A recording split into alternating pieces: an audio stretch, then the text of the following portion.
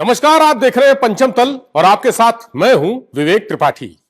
पंचम तल में यूपी की ब्यूरोक्रेसी पर खुलकर बात करेंगे। किस अधिकारी के कहां पर चर्चे हैं और अफसरशाही में अंदर खाने क्या कुछ चल रहा है, उस पर विस्तार से चर्चा होगी। सरकार में कौन से बड़े फैसले हुए और उनका क्या असर होगा, आने वाले समय में क्या कुछ बड़ा होने वाला है, इसकी जमीनी स्तर पर पड़ताल होगी। तो चलिए देखते हैं क्या कुछ खास है आज के पंचम तल में।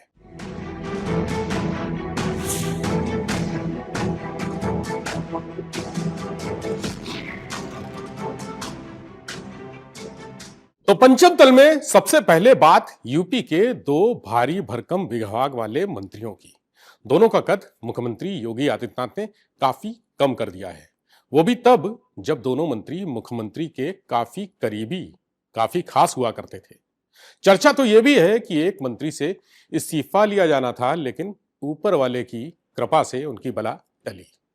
हालांकि वजन में बेतहाशा कमी हो गई।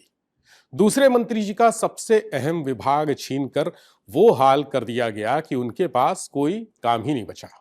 इन दिनों आश्रम में बच्चों को फल फूल बांट रहे हैं, बुजुर्ग पिता की सेवा करने वाली रील बना रहे हैं। आप लोग जानना चाहते होंगे कि वो दो मंत्री कौन हैं। उनका नाम है नंद गोपाल गुप्ता नंदी और राकेश सचान। दोनों ही कैबिनेट मंत्री हैं। पहले कैबिनेट मंत्री नंद गोपाल गुप्ता नंदी के बारे में बताते हैं। यूपी सरकार में नंदी जी का सिक्का चलता था, लेकिन विभागीय अफसरों से तनातनी और फाइलों में जरूरत से ज्यादा दखलंदाजी उन्हें भारी पड़ गई। पंचम तल के सूत्रों के मुताबिक मुख्यमंत्री के बेहद करीबी पूर्व मुख्य सचिव मनोज कुमार सिंह के खिलाफ भी नंदी ने मोर्चा खोल दिया। मनोज कुमार सिंह इससे पहले नंदी के विभाग में ही रहे, सीईओ थे। उसके बाद वो मुख्य सचिव बना दिए गए। नंदी के विभाग में रहने के दौरान भी मनोज कुमार सिंह से मंत्री जी की तनातनी चलती रही और मुख्य सचिव रहने के दौरान भी मंत्री जी से उनके संबंध ठीक नहीं रहे। मंत्री जी का सिस्टम तो मजबूत था, लेकिन उनके ही विभाग के तमाम अफसरों ने दस्तावेजों और तथ्यों के साथ जो रिपोर्ट मुख्यमंत्री के सामने रखी, पंचम तल के सूत्रों के मुताबिक उसने पूरी तस्वीर ही बदल दी। सूत्र यह भी बताते हैं कि योगी सरकार ने मुख्य सचिव मनोज कुमार सिंह के सेवा विस्तार के लिए एक फाइल केंद्र भेजी, लेकिन उनका सेवा विस्तार अटका दिया गया। पंचम तल के सूत्रों की माने तो इसके पीछे भी नंदी जी की भूमिका ही मानी जा रही है। और जब यह बात सीएम योगी तक पहुंची तो फिर आप समझ सकते हैं कि क्या हुआ होगा। पंचम तल के सूत्रों का कहना है कि नंदी से मुख्यमंत्री इस कदर नाराज थे कि उनके मंत्रिमंडल विस्तार से पहले ही इस्तीफा लेने का पूरा मन बना चुके थे। यानी नंदी का इस्तीफा लगभग तय हो गया था। लेकिन नंदी को जैसे ही इसका अंदाजा हुआ कि उनके खिलाफ लॉबिंग हो रही है, उन्होंने लखनऊ से लेकर दिल्ली तक पैरवी के घोड़े दौड़ा दिए। मंत्री जी की ऊंची पैरवी के चलते उनका इस्तीफा भले ना हुआ हो, लेकिन सबसे मलाईदार और अहम विभाग यूपीडा उनसे छीन लिया गया। अब मंत्री जी की पावर भले ही घट गई हो, लेकिन कुर्सी तो बच गई। सारा खेल कुर्सी का ही है। दूसरे कैबिनेट मंत्री राकेश सचान का वजन क्यों कम किया गया, यह भी सुन लीजिए। दोनों ही मुख्यमंत्री योगी के अगल बगल नजर आते थे। कैबिनेट मंत्री राकेश सचान की कहानी भी बड़ी दिलचस्प है। पंचम तल के गलियारों से छनकर आ रही खबरों के मुताबिक राकेश सचान की तमाम शिकायतें मुख्यमंत्री कैंप तक पहुंच रही थीं। एक दिन मुख्यमंत्री योगी आदित्यनाथ के खास सिपहसालार ने उनके सामने एक गुप्त ऑडियो रिकॉर्डिंग पेश की। पंचम तल के सूत्रों का कहना है कि इस ऑडियो रिकॉर्डिंग में कैबिनेट मंत्री राकेश सचान जो कह रहे थे वो मुख्यमंत्री सुन नहीं पाए। महाराज जी का पारा सातवें आसमान पर पहुंच गया और उन्होंने तुरंत फैसला ले लिया। फैसला क्या है आप सभी लोग जानते हैं। उनका सबसे अच्छा विभाग, सबसे प्रमुख एमएसएमई भाजपा के पूर्व प्रदेश अध्यक्ष रहे कैबिनेट मंत्री भूपेंद्र सिंह चौधरी को दे दिया गया। अब एमएसएमई विभाग जाने के बाद मंत्री जी की राजनीतिक व्यस्तता काफी कम हो गई, या यूं कहें कि मंत्री जी खाली हो गए। अब तस्वीर कुछ अलग है। राकेश सचान के पास अब कोई काम तो रह नहीं गया है, फुर्सत ही फुर्सत है। अब वो क्या कर रहे हैं? अनाथ आश्रम जाते हैं, बच्चों के बीच समय गुजारते हैं, उनको पुचकारते हैं, दुलारते हैं, उनको फल, मिठाई, कॉपी किताबें, स्कूल बैग बांटते हैं, स्कूल का उद्घाटन करते हैं, अनाथ आश्रय का उद्घाटन करते हैं, पिता को हाथों से खाना खिलाते हुए रील बनाते हैं, वीडियो फेसबुक पर अपलोड करते हैं। मुख्यमंत्री योगी आदित्यनाथ की इस कार्रवाई का संदेश क्रिस्टल क्लियर है। ना जुगाड़ चलेगा, ना सिफारिश काम आएगी।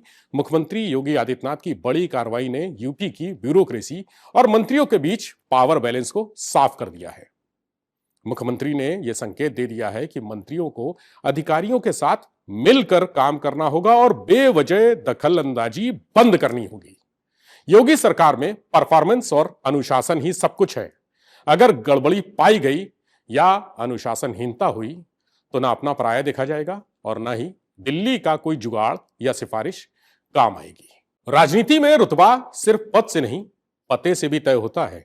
पता यानी घर का पता, जहां आप रहते हैं। मंत्रिमंडल विस्तार में सपा के बागी नेता मनोज पांडे जी को कैबिनेट मंत्री का दर्जा तो मिल गया, चमचमाती लाल बत्ती वाली कार भी आ गई।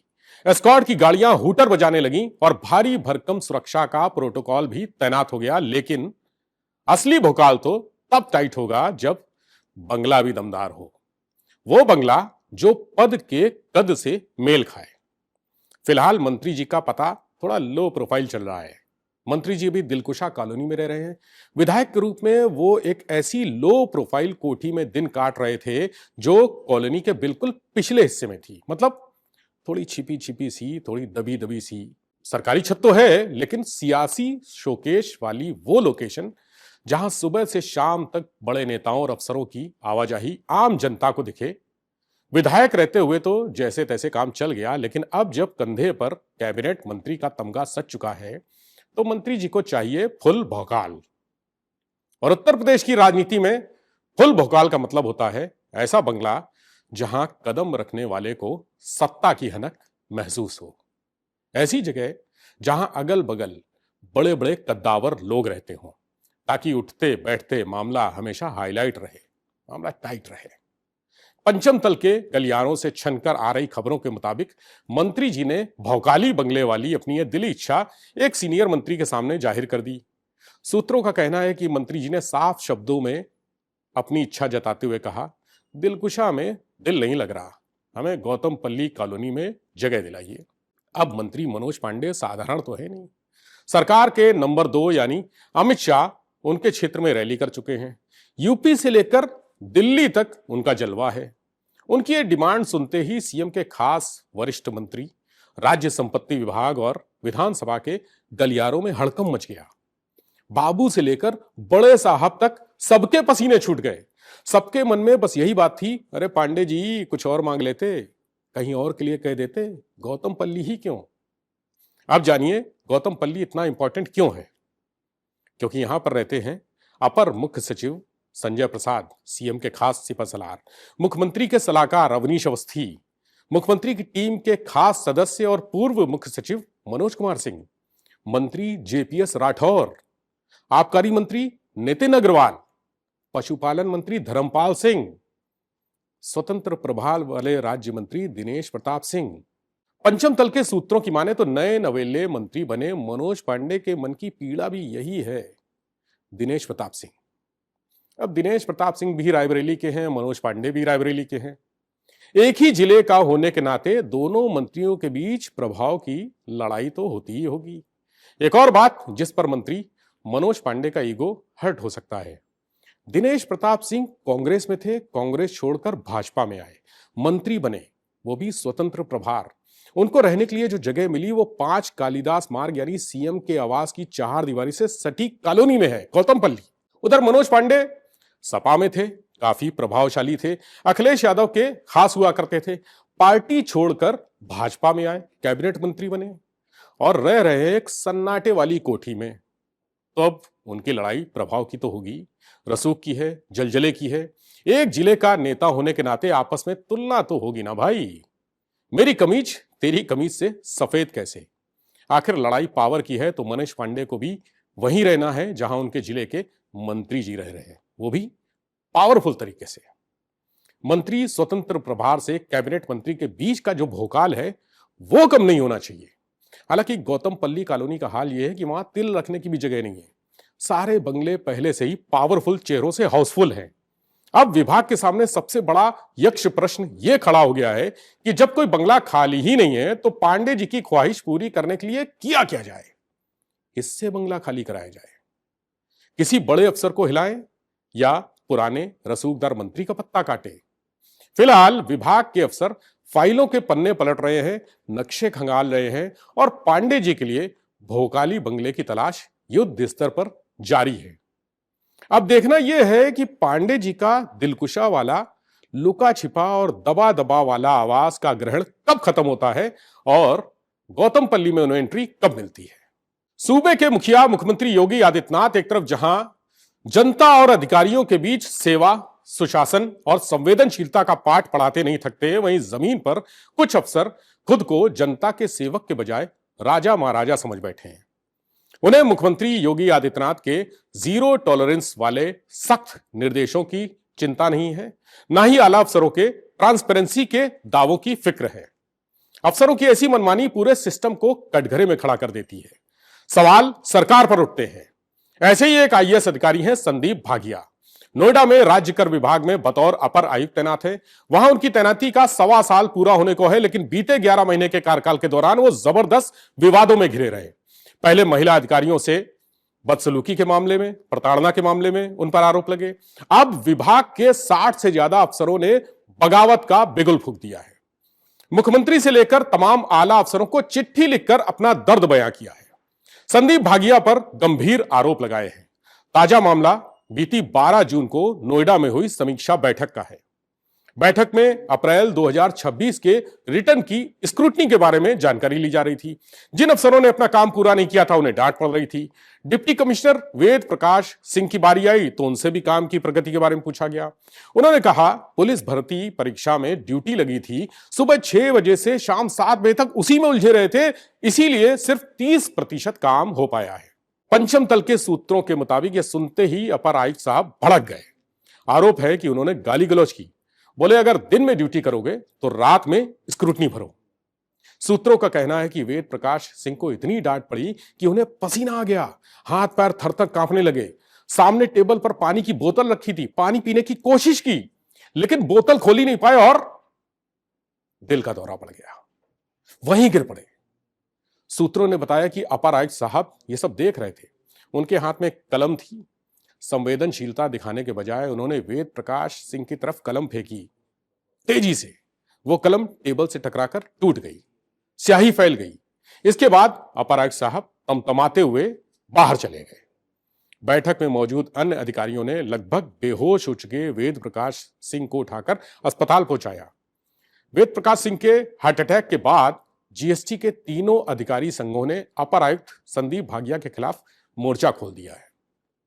अधिकारी संघों ने संयुक्त रूप से एक बैठक की और प्रस्ताव पारित किया कि किसी भी अधिकारी के साथ सार्वजनिक रूप से अपमानजनक व्यवहार स्वीकार नहीं किया जा सकता। राज्य कर आयुक्त को चिट्ठी भेजकर अपर आयुक्त की शिकायत भी की। चिट्ठी में लिखा कि गौतम बुद्ध नगर जोन के अधिकारियों में गहरा आक्रोश है और मामले की निष्पक्ष जांच कराई जानी चाहिए। अफसरों ने 11 पन्नों की चिट्ठी में अपर आयुक्त संदीप भागिया पर ढेरों गंभीर आरोप लगाए। उनके व्यवहार को अत्यंत अपमानजनक, असंवेदनशील और अधिकारियों का मनोबल तोड़ने वाला बताया। चिट्ठी में लिखा है कि समीक्षा बैठकों में वो मातहत अधिकारियों को सार्वजनिक रूप से फटकारते हैं और व्यक्तिगत टिप्पणियां करते हैं। इससे विभाग में कामकाज का वातावरण प्रभावित हो रहा है। शिकायतकर्ता अधिकारियों का कहना है कि यह केवल एक अधिकारी वेद प्रकाश सिंह का मामला नहीं है, बल्कि पूरे अधिकारी वर्ग के सम्मान से जुड़ा मुद्दा है। अपर आयुक्त के कुर्सी संभालने के बाद से ही जोन में भय और तनाव का माहौल बना हुआ है। वो संवाद के बजाय दबाव की नीति पर काम कर रहे हैं। इससे काम की क्वालिटी और क्वांटिटी दोनों प्रभावित हो रही है। अधिकारी मानसिक तनाव महसूस कर रहे हैं। दफ्तर में सम्मानजनक तरीके से काम करने का माहौल ही नहीं है। आईएएस अधिकारी संदीप भागिया के खिलाफ उनके ही मातहतों ने यह मोर्चा पहली बार नहीं खोला है। इसके पहले भी विभाग की महिला अधिकारी उन पर प्रताड़ना का आरोप लगा चुकी है। संदीप भागिया 2018 बैच के आईएएस अफसर हैं, लखनऊ के ही रहने वाले हैं।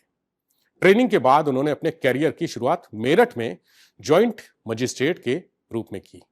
उसके बाद वो करीब 3 साल मुजफ्फरनगर में सीडीओ रहे।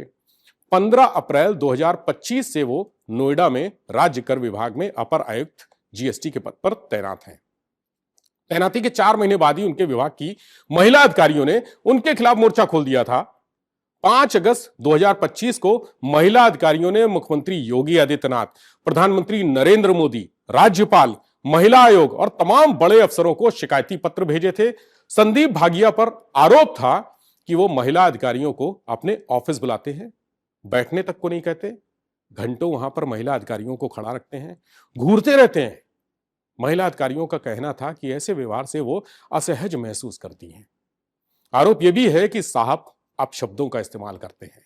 महिला अधिकारियों की तरफ से लिखे गए शिकायती पत्र में इस बात का भी जिक्र था कि साहब उन्हें बर्बाद करने की धमकी देते हैं। कहते हैं नौकरी खा जाऊंगा, हाथ में कटोरा देकर निकाल दूंगा। इतना ही नहीं, आधी आधी रात को महिला अधिकारियों को वीडियो कॉल करते हैं, बिना इजाजत उनके वीडियो बनाते हैं। कोई महिला अफसर विरोध करती है तो उसे सस्पेंड करने की धमकी दी जाती है। चिट्ठी के जरिए महिला अधिकारियों ने पूरे मामले की निष्पक्ष और गोपनीय जांच की मांग की थी। हालांकि बाद में यह मामला रफा दफा हो गया। जिन महिला अधिकारियों के नाम से शिकायती चिट्ठियां लिखी गई थी, उन्होंने ही इनकार कर दिया। ब्यूरोक्रेसी के गलियारों में अब चर्चा इस बात की है कि अगर 60 अफसरों को अपनी बात रखने के लिए सामूहिक शिकायत का रास्ता चुनना पड़े तो सिस्टम के अंदर संवाद की स्थिति क्या होगी। सरकार संवाद से समाधान की बात कहती है, लेकिन नोएडा के राज्य कर के ऑफिस में तो संवादहीनता और उससे भी आगे मनमानी, निरंकुशता के हालात हैं। सरकारें अफसरों से जवाबदेही चाहती हैं, लेकिन सवाल यह है कि क्या जवाबदेही के नाम पर मातहत के सम्मान और काम के माहौल से समझौता किया जा सकता है। नोएडा का यह विवाद अब सिर्फ एक आईएएस अधिकारी की कार्यशैली का मामला नहीं रहा। यह उस प्रशासनिक संस्कृति का आईना बन गया है जहां नीचे से ऊपर तक संदेश यही जा रहा है कि अगर संवाद खत्म होगा तो असंतोष किसी ना किसी दिन विद्रोह बनकर सामने आएगा। तो फिलहाल आज के पंचम तल में इतना ही। अगले सप्ताह कुछ और बड़ी खबरों के साथ आपके सामने फिर से हाजिर होंगे। तब तक आप देखते रहिए आज की खबर।